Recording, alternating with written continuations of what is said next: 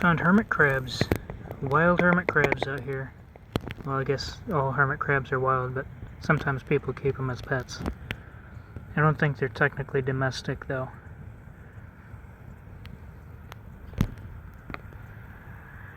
Look at that little guy. That one actually was flipped over on its back over there a ways and was looking at me. And when I reached down to turn it over, it, retreated into its little shell. That's a tiny little hermit crab there. Let's see, there's a couple more. There's a couple of bigger ones down here. If they're still here, I had to walk back to my kayak and get my phone. Yep, look at that one. That one's got a pretty shell.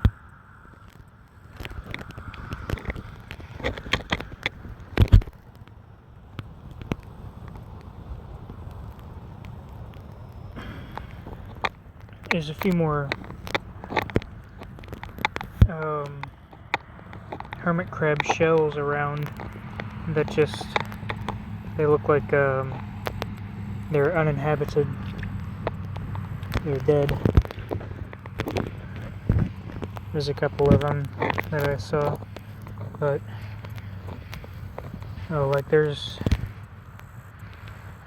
there's one, but there's plenty of hermit crabs around here in the tall grass.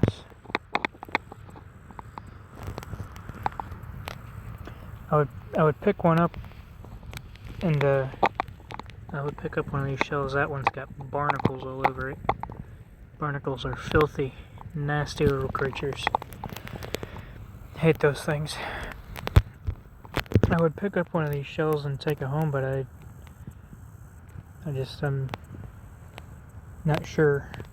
I don't want to grab one that's still got a crab in it.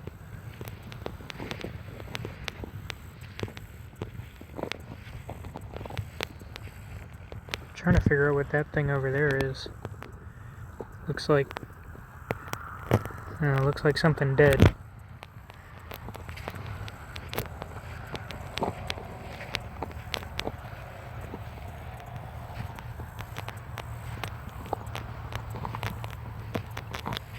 I'm also watching out to make sure there aren't any crabs underfoot.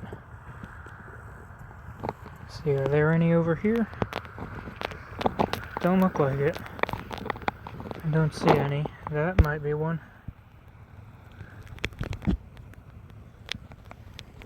This water is so shallow. I was all the way out, past that white jug floating there, and it was only hip deep, and I'm 5'8". There's other little things that skitter around in the water, but they move too fast for me to catch a glimpse of what they actually are. Uh-oh, looks like there's some kind of trash there. I can't tell what that is. That's the first litter I've seen on this beach. What the heck is that? Is that a dead crab? Dead frog? I have no idea. That's a huge hermit crab right there. Oh, actually, I did see one other litter, which is this corn cob, but I don't know if, it's technically litter, but it's also, it's a natural, it's not like plastic or something. This looks like the remnants of somebody's sandcastle. I see little feet. Okay, not super little. Actually, not much smaller than my own feet. Let's see, they went over here. Don't know what that is. They went, let's see, where did they go?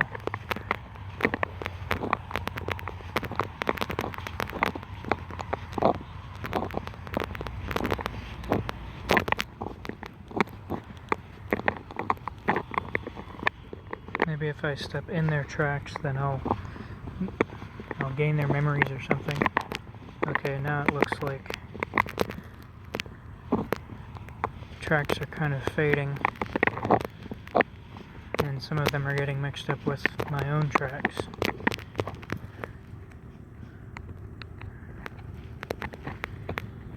And then from there, what, did they go into the water? I don't see any more.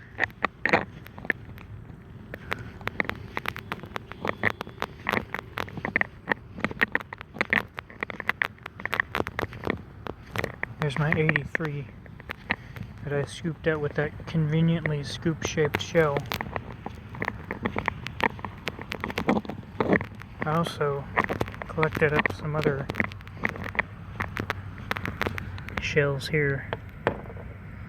Some pretty white shells.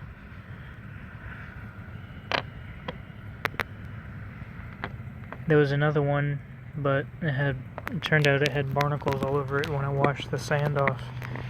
There's a bunch of barnacles, so I threw it in the water because barnacles are nasty. I hate barnacles. There's a YouTube channel, a Maine lobsterman, who makes videos about if they catch ones that are too big, then they have to put them back.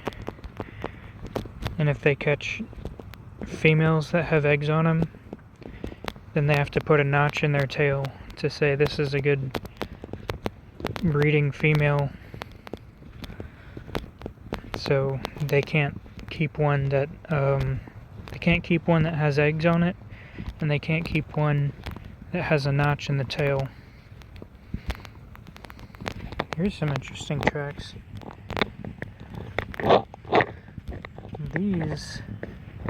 Oh, that is a big foot. It's got long toes though. It looks like one of those weird, those weird shoes that have like the toes, the water shoes that have like toes on them. Let's see, there's some activity over here. Yeah, that's what that looks like. That doesn't look like just a bare foot. That looks like those weird toe shoes.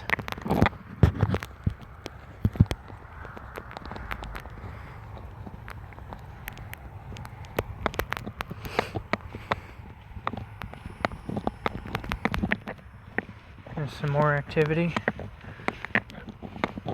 Now we're getting to the end of the sand. I don't know if I'll see anything else.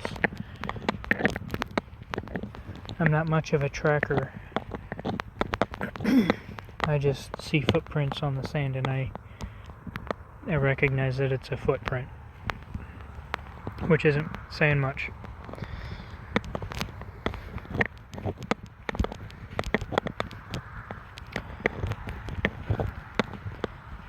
You ever heard of that proverb or parable about the guy when he dies? When he dies, he finds himself walking along a beach, and he looks back, and there are two sets of footprints, and the Lord appears next to him and says, "My child, these footprints, these tracks are yours," and it represents all the different paths that you took in life. You can see the places where you wandered off into the bushes, where you wandered into the water, and where you came back. And the guy says, "What about the second set of footprints? Whose prints are those? Is that my wife?" And the Lord says, "No, those are my footprints. And I walked along with you all the way." And so the man, he starts following his tracks back and looking over and remembering all the things that he did in life. And he finds a place where one of the tracks wanders off, and he says, "Lord,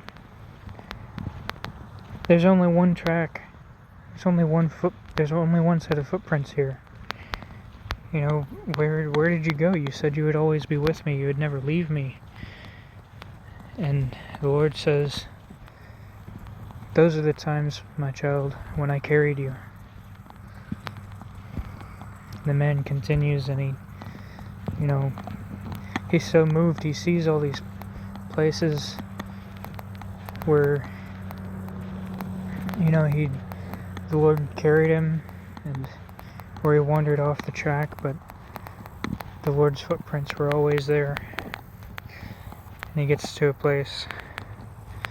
He sees some litter on the beach. Looks like a 6-pack of Miller Lights, and crushed up and just thrown about on the sand.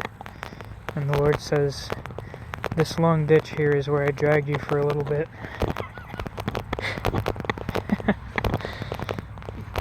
I heard that last bit. Well, I heard the first part, my whole life, but that last bit with the ditch is a recent addition that I saw.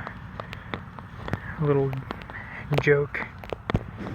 Anyway, it's golden hour right now, baby.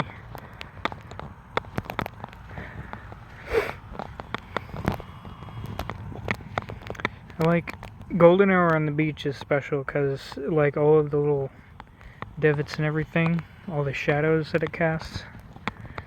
Oh man, is it bright. There's a hermit crab right there, moving around.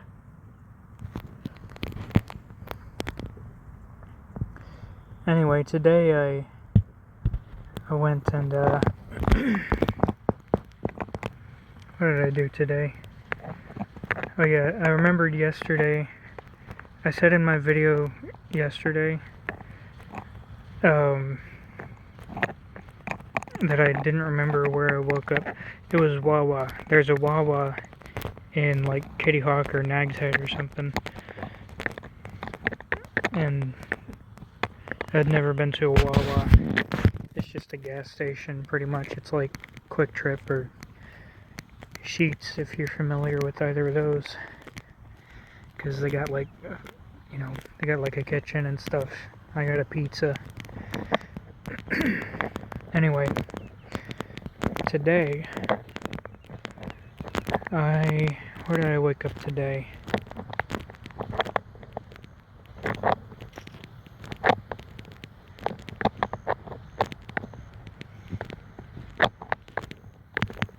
Let's see, last night, I don't know why I'm always, like, forgetting where I parked my car.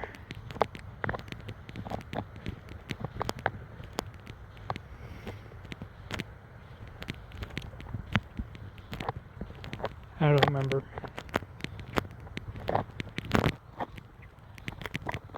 I'm trying. Oh yeah, I went to a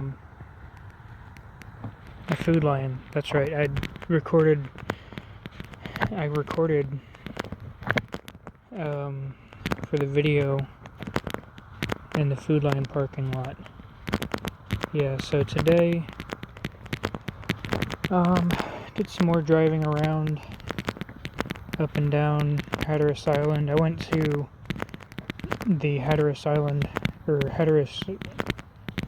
Cape Hatteras Lighthouse. That's what it was, Cape Hatteras Lighthouse, which has an interesting story. That it was originally built in 1853,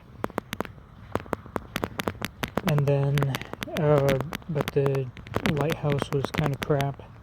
It was made of sandstone and it wasn't tall enough. And the ground it was built on was not very stable. So they built on top of it another 60 feet, but they built with brick. And so there was brick on top of sandstone, and so it really started to fall apart. And then they built another one in 1870, and they demolished the first one. And then that second one didn't last long either. I think it got decommissioned. And so they built another one right next to it. And then that one, or maybe that's the 1871, or maybe there wasn't a second one, or maybe there wasn't a third one, I don't know. But what I do know is that the island moves around a lot because of, the waves of the Atlantic Ocean moving the sand around. And so as the shoreline started to recede and the island was moving farther south, it got so bad they were like, alright, so in the next, I don't know, like in the next 10 years, this thing is going to be straight up underwater. Like, we gotta move it. We gotta move it now, or else it's gonna wind up underwater, and then from there it's only a matter of time before it gets destroyed by the ocean. So they put it on like a rolling track. They had these rollers that they very gently lifted the entire lighthouse. This is the tallest brick lighthouse in the United States, by the way. Huge structure that they picked it up and they put it on these rollers, and then they were able to move it like 5 feet at a time. And they started on June 7th, 1999, and I was born on June 16th, 1999, so 9 days later, while this lighthouse is being moved, I was born right here in North Carolina. And then it took them like a month. To move it 2,900 feet to the southwest to a spot that is 1,500 miles from the shore. And they had already built a new foundation, a solid foundation, more solid, because the original foundation was it was like pine timbers. There's a little fish in the water. Can you see that? And that one's actually moving slow enough that you can see it. Anyway, so yeah, they moved the lighthouse. And there's a dead fish. Yep, that's a good dead fish.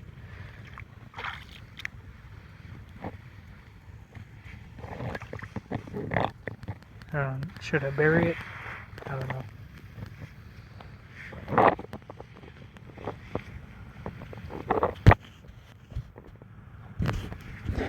Well,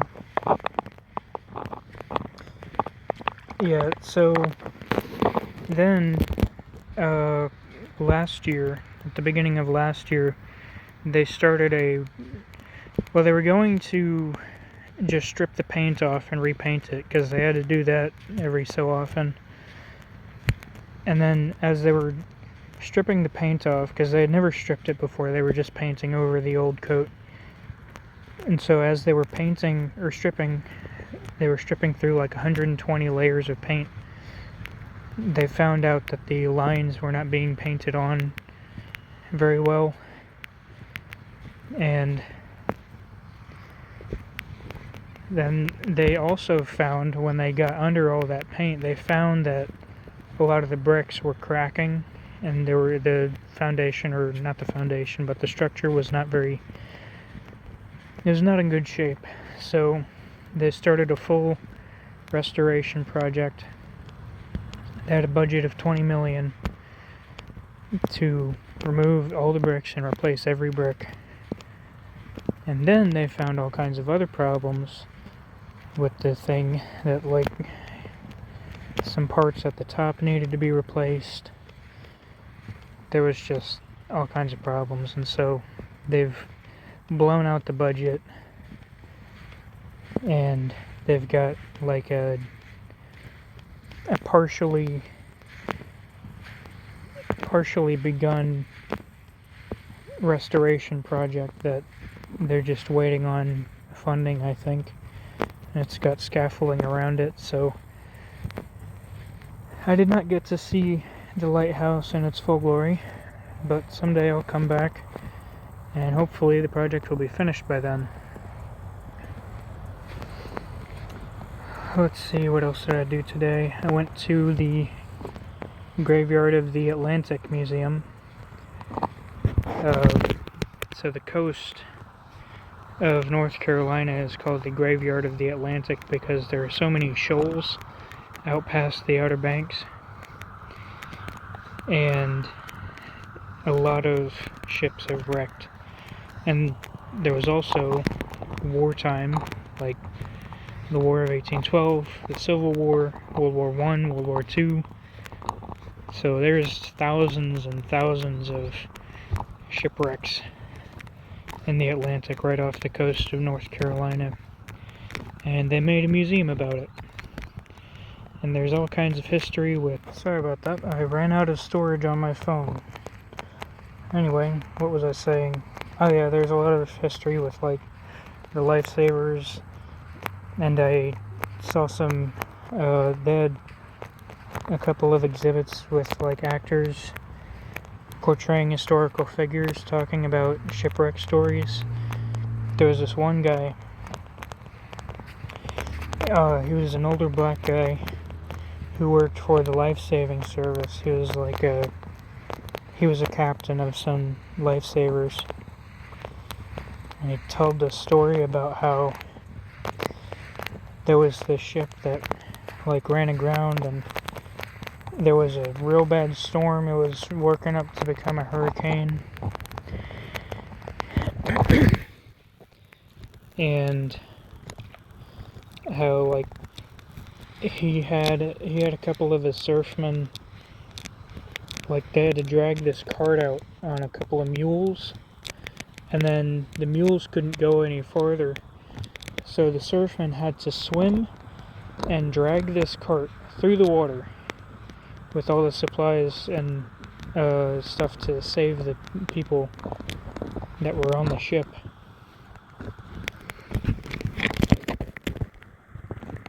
There's that hermit crab.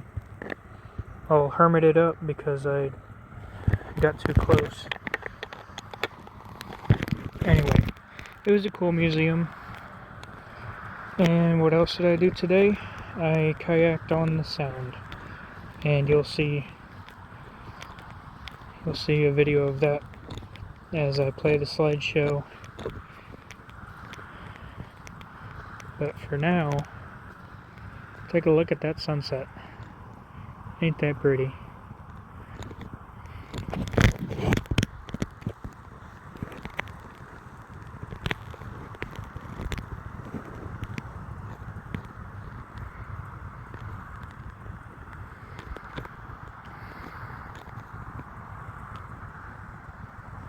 Oh man, I'm gonna have to find some campground showers. That's the rough part of taking a trip and just sleeping in your car. You gotta find a place to shower, and so I usually look for a truck stop, but unfortunately there aren't a lot of truck stops at the places that I go to in my car for some reason. I mean, out here it makes sense because we're on a little line of islands. You know, if a truck has to come down here, they just, you know, they go a day without a shower, it's fine.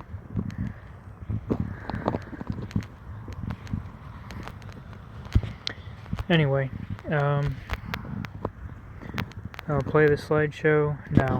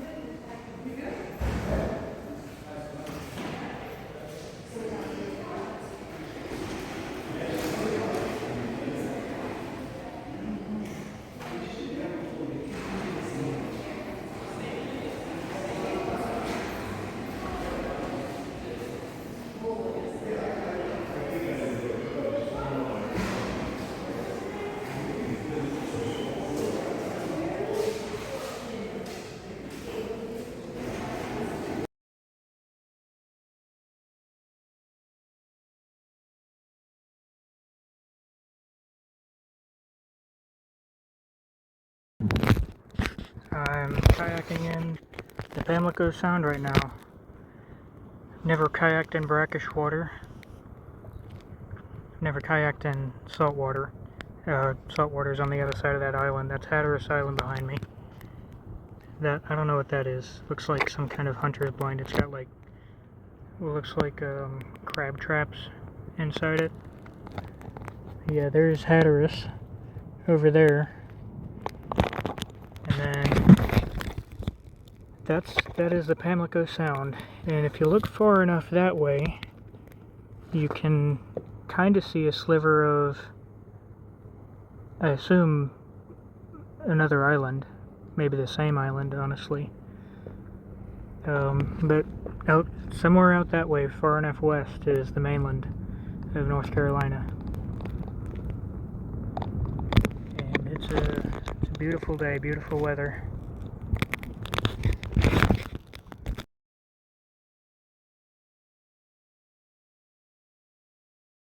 So this is a little trail that I came down, and you can see over here where I set my kayak down, and then I took the plug out, flipped it over to drain the water out.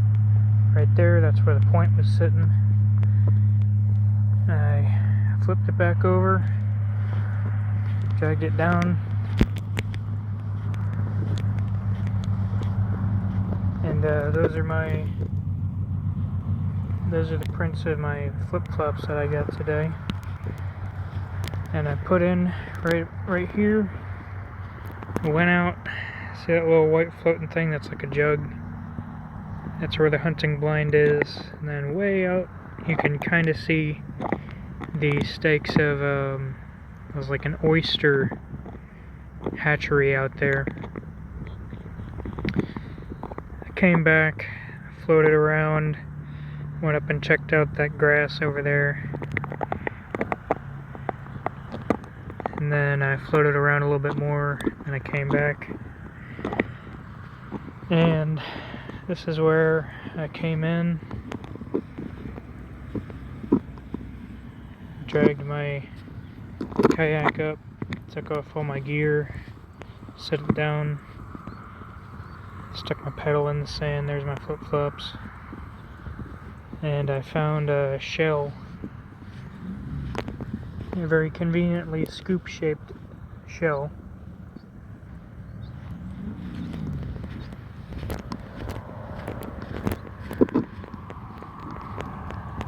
I just made a mark.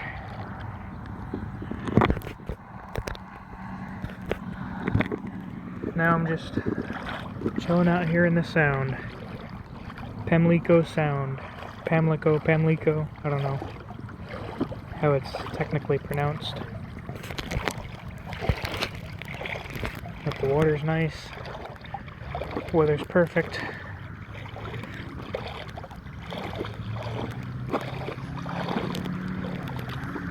Man, maybe I don't take vacations often enough.